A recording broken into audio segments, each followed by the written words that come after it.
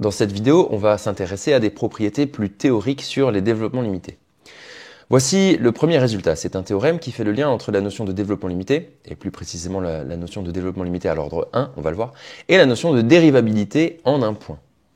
Voilà son énoncé. A désigne un réel d'un intervalle i. F est une fonction qui est définie sur i, en particulier définie en petit a donc. Et le théorème dit qu'on a l'équivalence entre deux phrases. Premièrement, le fait que f est dérivable en petit a.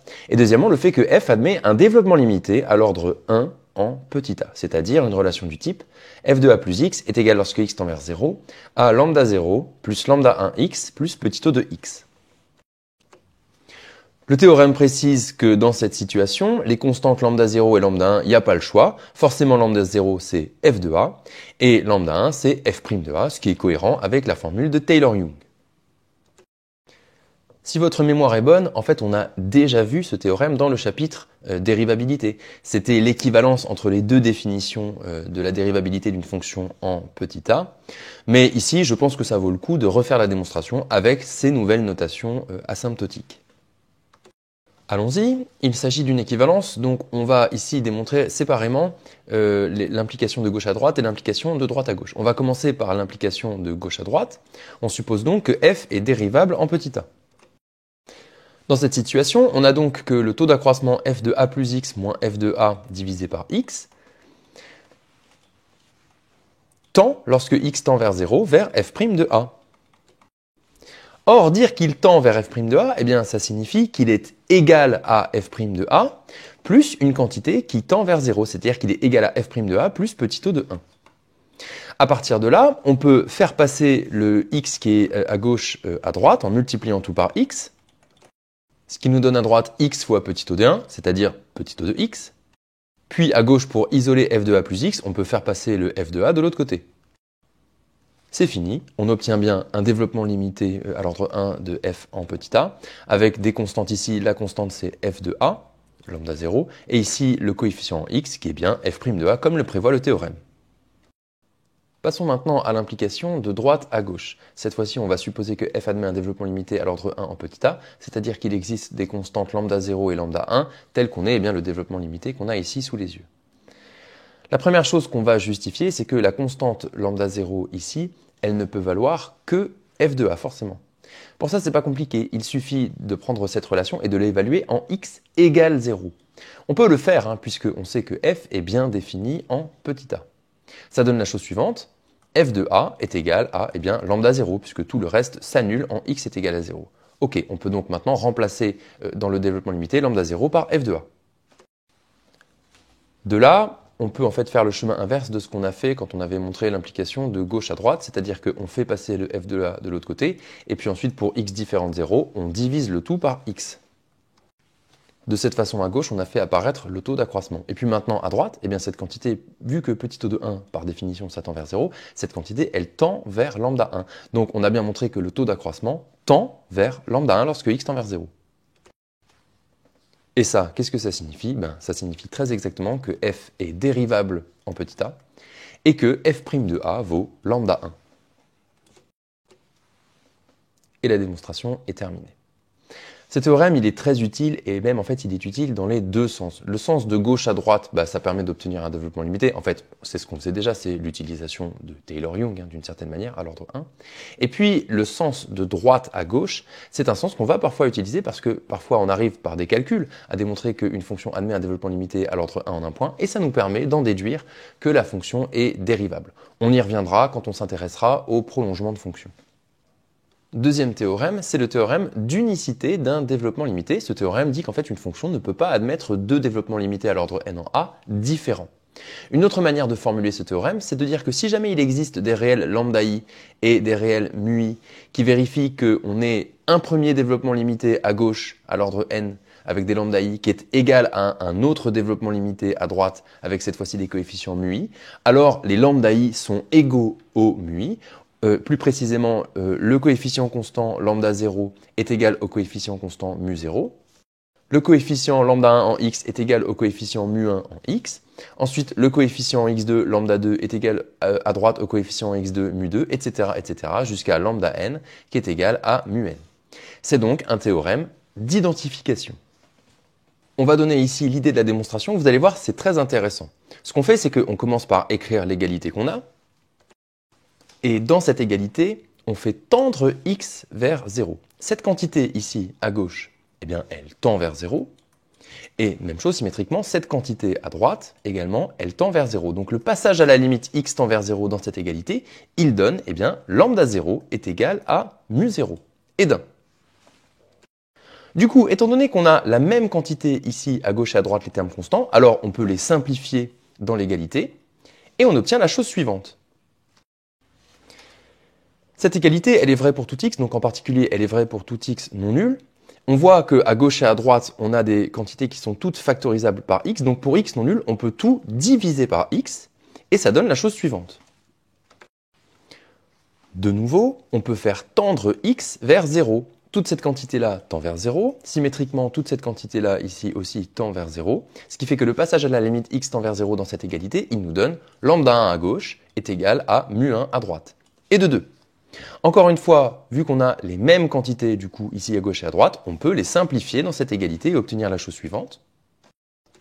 Puis encore, pour x non nul, divisé par x. On fait tendre x vers 0. Et le passage à la limite nous donne, eh bien, lambda 2 est égal à mu 2. Vous avez compris l'idée. De nouveau, on simplifie, puis on divise par x, puis on refait tendre x vers 0 pour obtenir lambda 3 égale mu 3, etc., etc. En fait, on va montrer par récurrence finie que les uns après les autres, les lambda i sont égaux au mu i. Un corollaire de ce théorème d'unicité des DL, c'est quelque chose qu'on a déjà vu sur des exemples, à savoir que si jamais une fonction est paire et que cette fonction admet un développement limité à l'ordre n en 0, attention ça ne marche qu'en 0, eh bien la partie régulière de ce développement limité ne contient que des monômes de degré pair.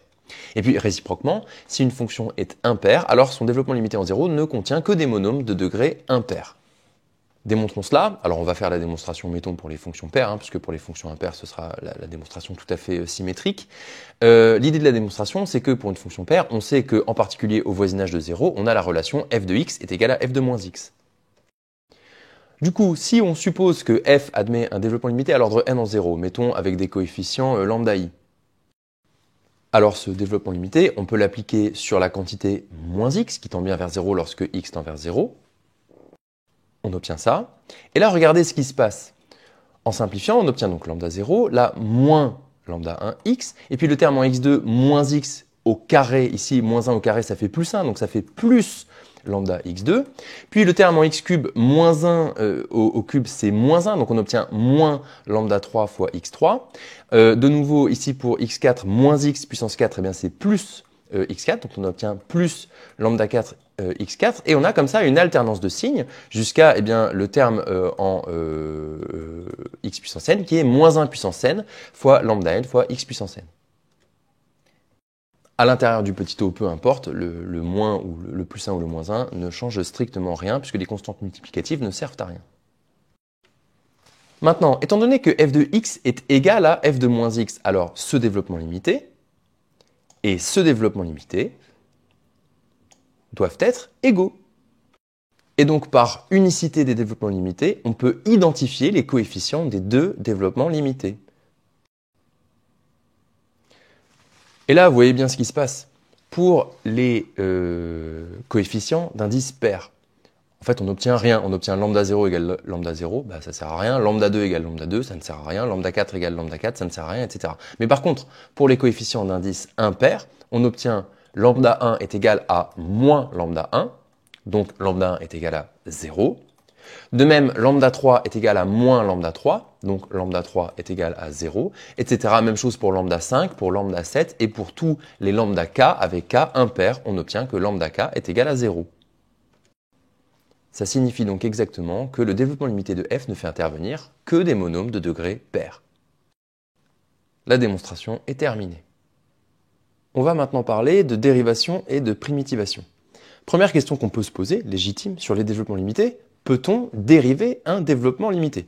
Quand je dis dériver un développement limité, c'est passer par exemple d'un développement limité en 0 du type, je sais pas, f de x est égal à 3 plus 2x plus petit o de x, à un développement limité qui serait sur f' du genre f' de x, là si on dérive, ça donnerait, on imagine, 2 plus petit o de 1. Imaginons que petit o de x, quand on dérive, ça donne petit o de 1. A-t-on le droit de faire ça? Eh bien la réponse est non.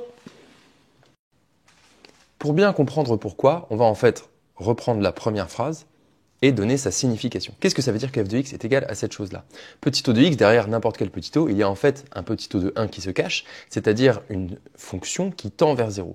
Donc cette phrase, si je veux l'écrire sans notation asymptotique, ça donne la chose suivante. Il existe une fonction epsilon qui tend vers 0, telle qu'on est f de x est égal à 3 plus 2x plus x epsilon de x. Si jamais maintenant on veut dériver une telle relation, alors d'abord on pourrait dire la fonction epsilon n'est pas forcément dérivable, et c'est vrai, c'est un premier problème, mais c'est pas ça le vrai problème. Imaginons même que epsilon soit dérivable. On peut alors à ce moment-là dériver cette relation et ça va donner la chose suivante. f' de x est égal à, donc on obtient bien le 2 qu'on veut, et puis là, eh bien, il va falloir dériver un produit. Ça va donner par la formule u'v plus uv', eh bien, epsilon de x plus x epsilon' de x. Le premier terme, epsilon de x, ça, c'est un petit o de 1, parce que c'est par définition une quantité qui tend vers 0. Donc on obtient bien ce qu'on aurait obtenu, ce qu'on croyait obtenir. Mais le problème, c'est sur l'autre terme ici, et notamment la quantité epsilon' de x. Ça, c'est une quantité qu'on ne va absolument pas pouvoir contrôler, parce que ce n'est pas parce qu'une fonction tend vers 0, ce n'est pas parce qu'une fonction est petite, que sa dérivée est petite. La dérivée d'epsilon peut se comporter de n'importe quelle manière en 0. Regardez, pour s'en convaincre, on va faire un petit dessin. Ici, on a représenté deux fonctions qui tendent vers 0, avec d'ailleurs une dérivée nulle en 0. C'est les deux courbes qui sont avec le trait bleu fin. Et entre ces deux fonctions, on peut créer une fonction epsilon, comprise entre les deux, donc qui elle-même, par encadrement, va tendre vers 0 en 0, parfaitement dérivable partout, elle sera même en fait même dérivable en 0, et qui va osciller entre les deux de façon de plus en plus violente, entre guillemets, c'est-à-dire avec des oscillations de plus en plus resserrées au fur et à mesure qu'on s'approche de 0. Elle peut même en fait osciller une infinité de fois au voisinage de 0, et on voit bien que même si la fonction tend vers 0, eh bien sa dérivée c'est le contraire. Sa dérivée prend des valeurs arbitrairement grandes sur certaines portions de la courbe et arbitrairement petites, qui tendent vers moins l'infini, sur d'autres portions de la courbe. Donc là, on a une fonction telle que epsilon de x tend vers 0, alors que epsilon' de x explose en valeur absolue sur certaines valeurs. Conclusion, retenez bien ça, on ne peut pas dériver un dl. Deuxième question, peut-on primitiver un dl? Eh bien là, la réponse est oui. Plus précisément, si grand F désigne une primitive de la fonction petit f, alors à partir d'un développement limité, par exemple en 0 de petit f, on peut obtenir un développement limité de grand F, et même on gagne un ordre. En fait, ça va donner la chose suivante, grand F est égal à une constante, on y reviendra après, pour l'instant laissons lambda, et puis ensuite plus, et là on primitive le polynôme 3 plus 2x comme on a l'habitude de primitiver n'importe quel polynôme, ça donne donc plus 3x plus x2, et le petit o de x, après primitivation, devient petit o de x2. Vous voyez qu'on gagne un ordre dans la primitivation. Maintenant, la constante, en fait, il n'y a pas le choix sur cette constante, c'est nécessairement f de 0. Et c'est l'objet du prochain théorème. C'est le théorème dit de primitivation d'un dl ou primitive d'un dl. Il dit la chose suivante, si une fonction continue f admet un développement limité à l'ordre n en petit a, donc donné par une certaine formule, mettons avec des coefficients les lambda i, alors n'importe quelle primitive grand F de petit f admet un développement limité en a à l'ordre n plus 1, on gagne un ordre, donné par la formule suivante. Vous voyez que ce qui s'est passé, c'est qu'on a pris la partie régulière du développement limité de f et on l'a primitivé comme n'importe quel polynôme. En bout de chaîne, on a une erreur asymptotique qui est en petit o de x puissance n plus 1, on a gagné un ordre dans la primitivation. Et enfin, le terme constant au début, c'est nécessairement f de a, il n'y a pas le choix, puisque il faut que cette égalité soit vraie en x égale 0, ce qui donne nécessairement que cette constante doit valoir f de a. On n'a pas encore les outils pour faire la démonstration, mais on peut donner l'idée. En fait, l'idée, c'est que si on a une quantité epsilon de x qui tend vers 0, mettons en 0. Alors certes, on ne peut absolument pas dire que sa dérivée tend vers 0. La dérivée d'une fonction petite n'est pas forcément petite. Par contre, l'intégrale d'une fonction petite va être petite. C'est-à-dire qu'une quantité du type l'intégrale entre 0 et x de epsilon de t dt, eh bien ça, on peut montrer que en fait, c'est un petit o de x. C'est vraiment cette idée-là qu'on va utiliser pour faire la démonstration, mais il est un peu tôt dans l'année, il nous manque des outils d'intégration, donc on laisse ça pour plus tard dans l'année. On va voir deux exemples d'application de ce théorème de primitivation d'un DL. C'est l'obtention des développements limités en zéro des fonctions tangente et arctangente qu'on avait un peu laissé de côté dans les vidéos précédentes. Commençons par tangente. En fait, le développement limité assez facile à obtenir pour tangente, c'est le développement limité à l'ordre 1, puisqu'on sait que la fonction tangente, elle est dérivable en 0. Donc par théorème, elle admet un développement limité à l'ordre 1 en 0, qui est donné par la formule, eh bien, tangente x est égale à tangente de 0, plus tangente prime de 0 fois x, plus petit o de x. Or, tangente de 0, c'est 0, et tangente prime de 0, c'est 1. Donc en fait, on peut tout de suite simplifier ce développement limité, c'est tout simplement tangente x est égale à x plus petit o de x. Ce développement limité à l'ordre 1, on peut en fait tout de suite l'améliorer pour obtenir le développement limité à l'ordre 2 parce que la fonction tangente, elle est impaire. Donc par théorème, le coefficient en x2 du développement à l'ordre 2, il va être nul.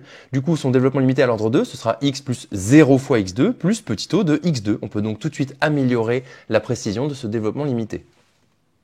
Maintenant, suivez bien. Pour obtenir les développements limités aux ordres supérieurs, on va utiliser cette relation sur tangente qui est que sa dérivée, tangente prime, est égale à 1 plus tangente carrée. Étant donné qu'on a un développement sur tangente, cette relation, elle va nous permettre d'obtenir un développement limité sur tangente prime.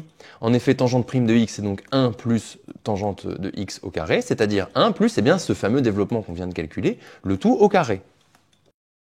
Ce carré, on peut le développer. Et là maintenant, les petits o, on peut les simplifier. Ça, c'est un petit o de x3, le 2 ne sert à rien. Et ça, à droite, eh bien, c'est un petit o de x4. Un petit o de x3 plus un petit o de x4, étant donné que petit o de x4 est lui-même un petit o de x3, le tout est un petit o de x3. Donc on obtient la simplification finale de ce développement limité, c'est 1 plus x2 plus petit o de x3. De cette façon, on obtient un développement limité de tangente prime de x à l'ordre 3. Et maintenant, eh bien, qu'est-ce qu'on fait? On le primitive, ce qui nous permet d'obtenir un développement limité de tangente à l'ordre 4. Ici, la constante additive, c'est donc tangente de 0, mais elle vaut 0. C'était bien la formule qu'on avait annoncée précédemment. Vous pouvez remarquer que en fait, ce processus, on peut le réitérer encore et encore. Ici, puisqu'on a un développement limité à l'ordre 4 de tangente, on peut revenir à la relation ici qui lie tangente et sa dérivée.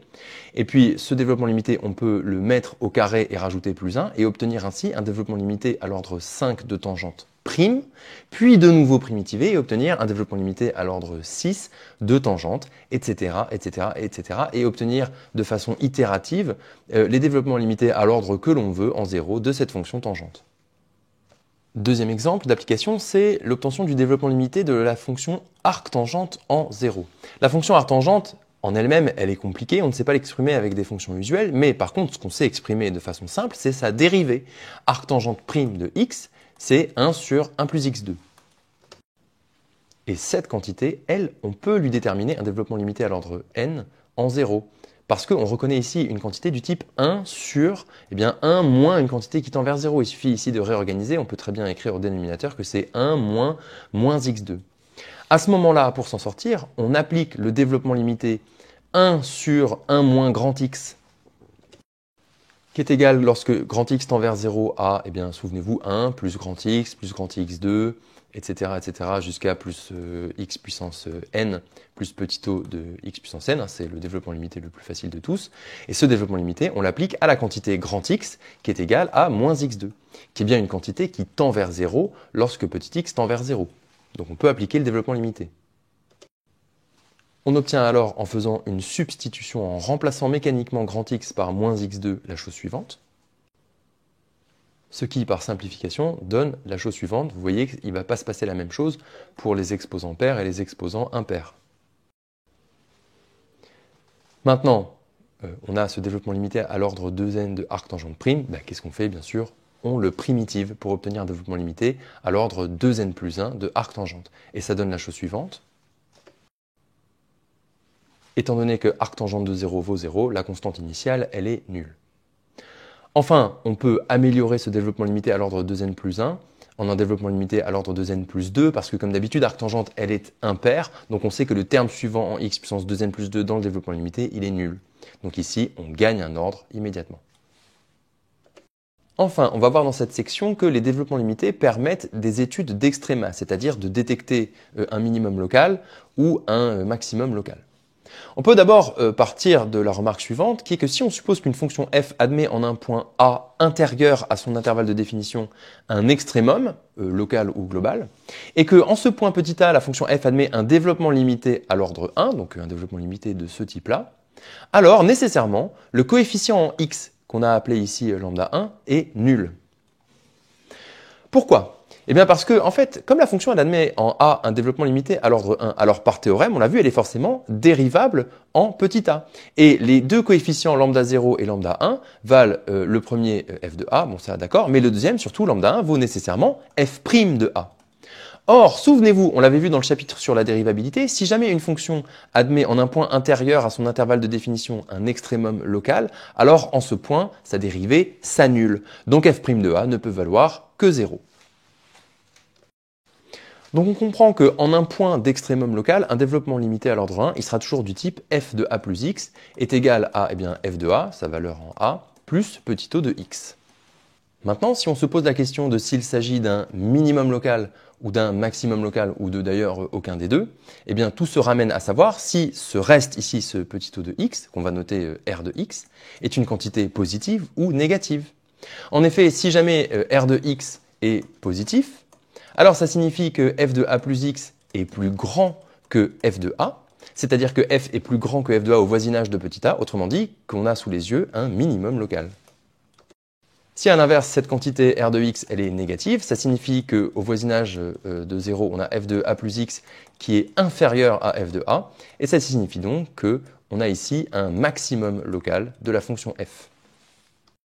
Bien évidemment, si au voisinage de 0, r de x n'est ni positif ni négatif, c'est-à-dire qu'elle n'est pas de signe constant, bah c'est aucun des deux. Maintenant, vous voyez que cette écriture-là, le fait d'avoir mis ce reste sous la forme de petit o de x, ne permet pas de trancher, puisque derrière un petit o de x, il y a un petit o de 1, et un petit o de 1, c'est juste une quantité qui tend vers 0, sur laquelle on n'a absolument aucun contrôle. En particulier, on ne connaît absolument pas son signe. Donc on voit que pour identifier un minimum local ou un maximum local, un développement limité à l'ordre 1 ne va pas suffire, il faut aller plus loin dans le développement, au moins à l'ordre 2. C'est l'objet de la proposition suivante. Ici, on suppose que f admet un développement limité à l'ordre 2 en petit a, qui est de la forme f de a plus x est égal à f de a plus bien, un coefficient en x2, lambda fois x2 plus petit o de x2, avec ici un coefficient lambda que l'on va supposer non nul. Vous allez voir que c'est important.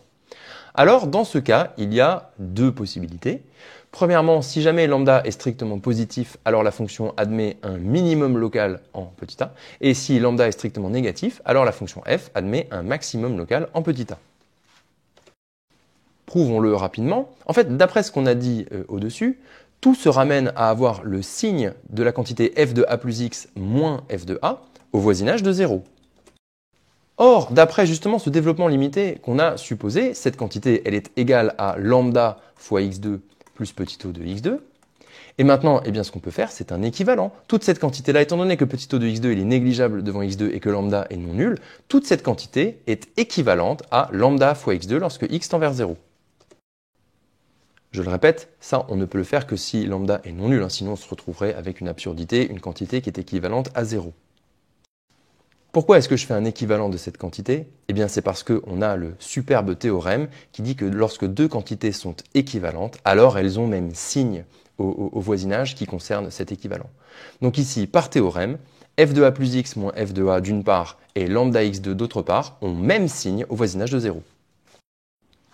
Or, étant donné que x2 est positif, eh bien le signe de lambda x2, c'est très exactement le signe de lambda. Donc on retrouve bien ces deux cas. Si lambda est strictement positif, alors au voisinage de 0, f de a plus x moins f de a est lui-même positif, ce qui signifie très exactement que f admet un minimum local en petit a, puisque f de a plus x est donc plus grand que f de a. Et deuxième cas, si lambda est strictement négatif, alors f de a plus x moins f de a est lui-même négatif au voisinage de 0, ce qui signifie donc que f admet un maximum local en petit a. Au passage, si jamais f est de classe C2, ce coefficient lambda en x2, on le connaît bien, il s'agit de f seconde de a sur 2. Donc en fait, tout se ramène à avoir le signe de cette quantité. Si cette quantité f seconde de a est strictement positive, on a affaire à un minimum local. Et si jamais cette quantité est strictement négative, on a affaire à un maximum local. Si jamais vous vous souvenez de ce qu'on avait dit sur la convexité et justement du lien qu'il y a avec le signe de la dérivée seconde, eh bien tout ça n'a rien de surprenant. Maintenant, peut-être que vous vous posez une question bien légitime. Que faire si jamais ce lambda, le coefficient x2, est nul? Là, il faut revenir au développement limité qu'on avait. Si lambda est nul, ça signifie donc que ce terme en lambda x2, on ne l'a pas. Et à ce moment-là, on se retrouve avec exactement le même problème que précédemment, un reste ici qui est un petit o de x2 et sur lequel on n'a aucune information, on ne connaît absolument pas son signe. Ça signifie que ce développement limité ne va pas suffire pour savoir si on a affaire à un minimum local ou un maximum local. Que faut-il faire? Eh bien tout simplement, il faut pousser le développement plus loin, peut-être à l'ordre 3, 4, 5, en tout cas jusqu'à obtenir un terme qui est précisément non nul. À ce moment-là, dès que vous avez un terme non nul, ce sera le terme prépondérant, f de a plus x moins f de a sera équivalent à ce terme prépondérant, et vous pourrez faire exactement le même raisonnement que le raisonnement qu'on vient de faire avec le lambda x2.